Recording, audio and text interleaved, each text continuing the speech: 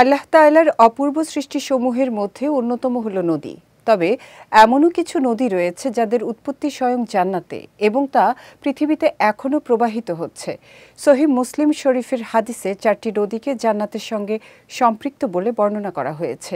রাসূল সাল্লাল্লাহু আলাইহি সাল্লাম বলেছেন, পৃথিবীতে এমন 4টি নদী প্রবাহিত হয়েছে যেগুলো জান্নাতের নদীগুলোর অন্তর্ভুক্ত।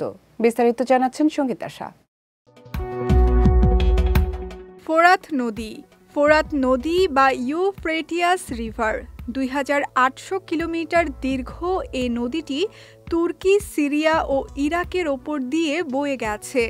আজ থেকে প্রায় 1400 বছর আগে মহানবী হযরত মুহাম্মদ সাল্লাল্লাহু আলাইহি ওয়াসাল্লাম বলে গেছেন, কিয়ামতের আগে শুকিয়ে যাবে এই ফোরাত নদী।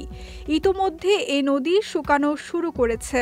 আবু হুরায়রা রাদিয়াল্লাহু তাআলা আনহু থেকে বর্ণিত, রাসূল সাল্লাল্লাহু আলাইহি ওয়াসাল্লাম বলেছেন, ততক্ষণ পর্যন্ত কিয়ামত সংগঠিত হবে না যতক্ষণ না ফোরাত নদী শুকিয়ে যায় এবং তার মাঝ থেকে একটি স্বর্ণের পাহাড় উন্মোচন হয়। মিশরের নীল নদের উৎস ছিল এক মহা রহস্য। নীল নদটি সহিহ মুসলিমে বিশেষভাবে উল্লেখ করা হয়েছে, যেখানে রাসূল সাল্লাল্লাহু আলাইহি ওয়াসাল্লাম বলেছেন, নীল ও ফোরাত জান্নাতের নদীগুলোর মধ্যে রয়েছে। নবী মুসা আলাইহি ওয়াসাল্লামের জীবন কাহিনীতেও নীল নদের ভূমিকা রয়েছে।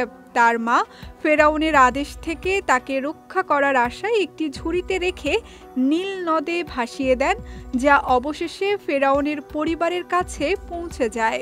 মুসার নবী হওয়ার যাত্রা শুরু হয় সেখান থেকেই। তুরস্কের জয়হান নদী।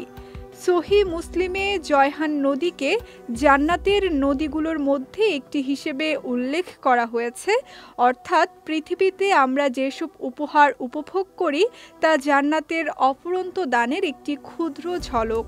এই নদী পূর্ব তারাস পর্বতমালার নুরহাক পর্বত থেকে উৎপন্ন হয়ে প্রায় 500 কিলোমিটার প্রবাহিত হয়ে ভূমধ্য সাগরে গিয়ে মিশেছে।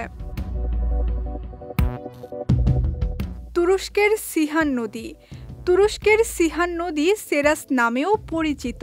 সিলিসিয়া অঞ্চলের দীর্ঘতম নদী এটি, যা প্রায় 560 কিলোমিটার প্রবাহিত হয়ে ভূমধ্য সাগরে মিশেছে।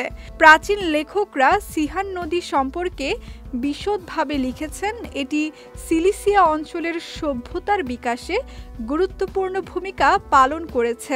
এই নদীটি কৃষি ও বিদ্যুৎ উৎপাদনের জন্য গুরুত্বপূর্ণ ভূমিকা পালন করে। সঙ্গীতা শাহ, বিজয় টিভি নিউজ ডেস্ক।